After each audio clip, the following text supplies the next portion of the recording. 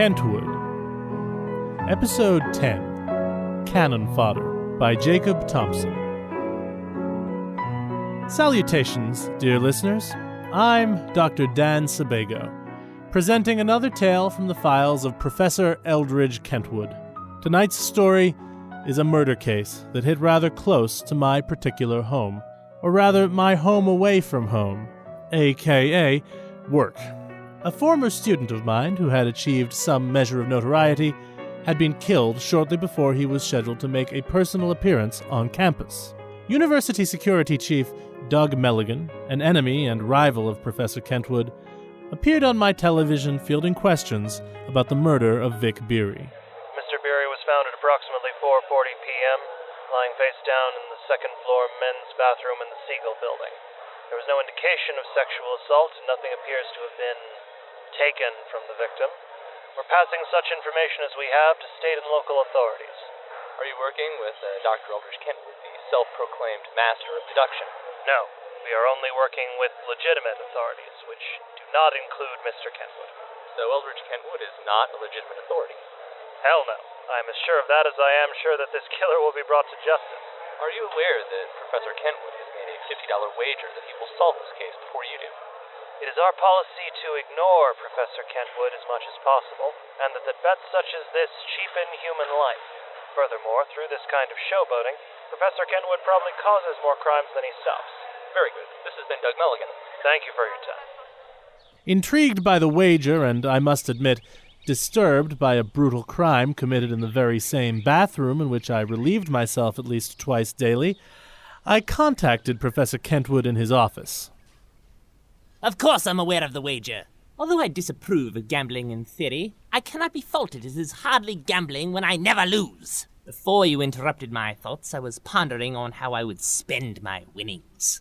You sound awfully confident. As would you, if you knew that Mr. Melligan, as seems to be his hobby, has arrested the wrong man.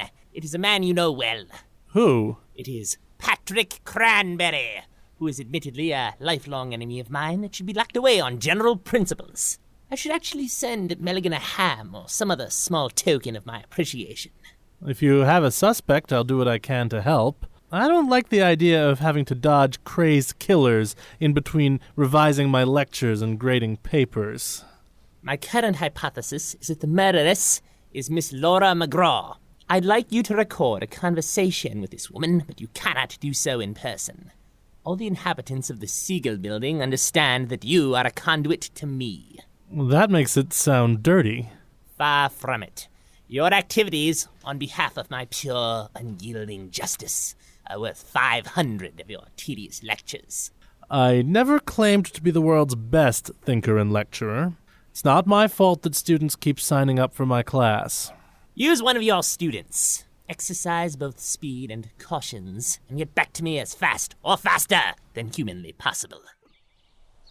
The victim, Vic Beery, was the author of the popular and long-running Sword of Silver fantasy series.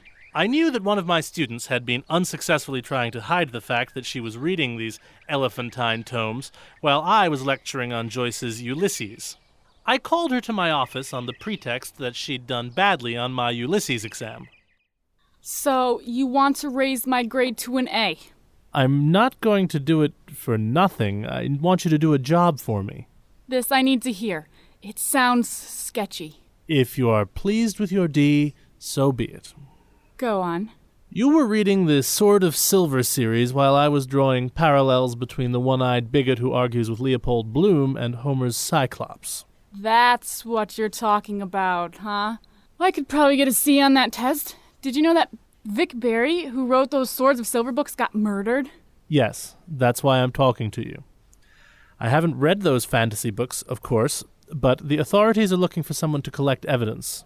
I want you to record Dr. McGraw in room 234 in the Seagull building and ask her about the novels written after the 7th book in that series. I believe that one was called Blood on the Moon. I thought you didn't read them. I just do what I'm told, kid. So do I. And I need better grades, or I'm getting sent to military, and I'm too geeky to survive boot camp. So you want me to ask about those books where Vic Beery started writing from experience? What are you talking about? He was a virgin until his books started being made into movies, and he got too rich to avoid getting laid. He started throwing sex parties, and before long his books became porn. Everything after Queen Liana's Touch is basically nothing but sex scenes. Total base breaker. I can tell I've come to the right person. Vic Beery was a lot like you. He was a bright little kid, but a total space case who had no interest in the rigors of real literature. Do I wear a wire or something? Naturally, it's very easy. I've done it myself plenty of times.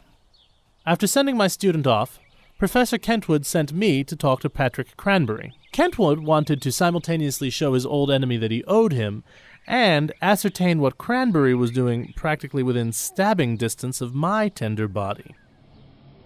Of course you can't see Patrick Cranberry. He's being held for first-degree murder. Would it make a difference if I said I came on behalf of Professor Elderedge Kentwood? It actually would. I bet my boss half my pay this week that Elderedge Kentwood would do something crazy. Cranberry's in cell 5B and you can't miss him. He's the one that's been scaring the guards.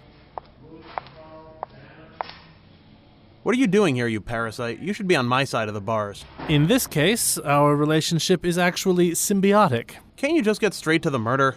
Professor Kentwood knows you didn't do it, and he's going to exonerate you. He's solved the case, and he knows who did it. So Kentwood is doing me a favor? Murder? Murder? I said hooray. Are you deaf now as well as stupid? What were you doing on campus? I've just been in the field murdering the crops. Please repeat that, I'm sorry. Fine, as long as it means you'll leave. I was harvesting the crops that I'd planted in the spring. Circle of murder and all that. I was at the same building where Vic Beery was murdered because I was trying to murder some help for a grant that I'm trying to murder. The cops thought I seemed suspicious. Do I need to repeat myself, Murder Sebago? No, this has been enlightening.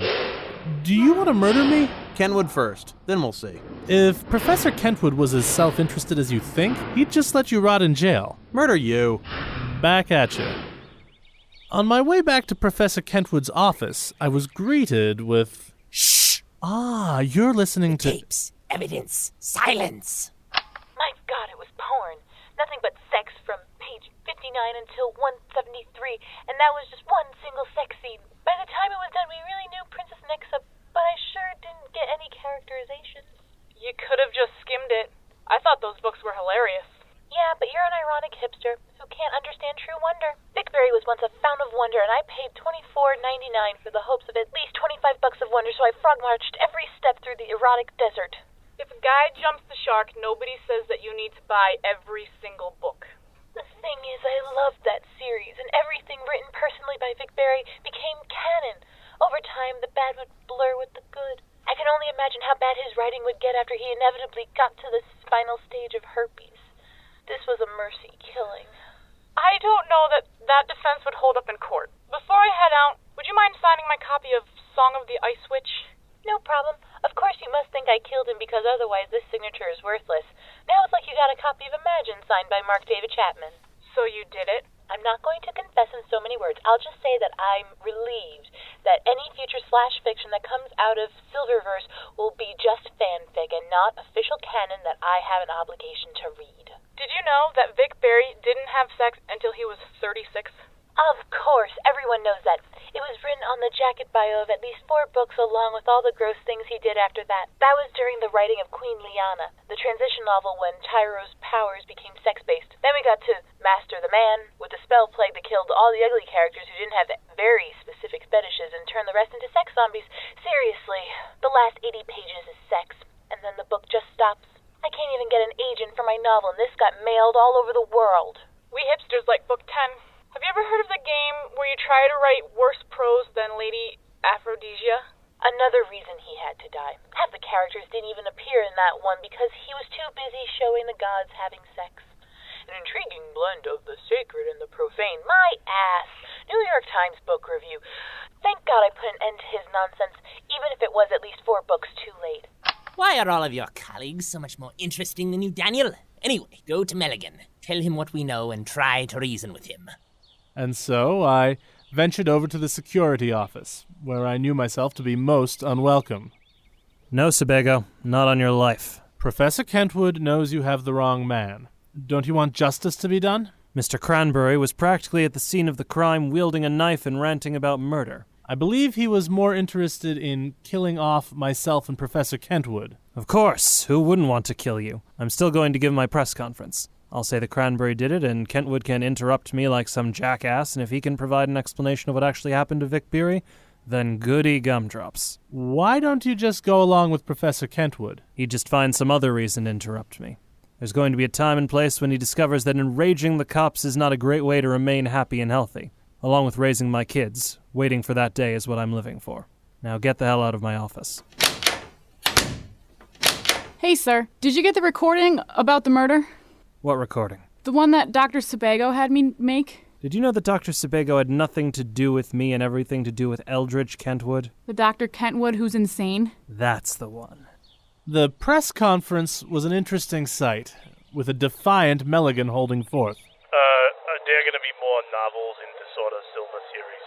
That's not my business, and probably not yours. How do you feel, Officer Melligan? Annoyed. Any real questions? There's speculation that Professor Kentwood knows who the real killer is.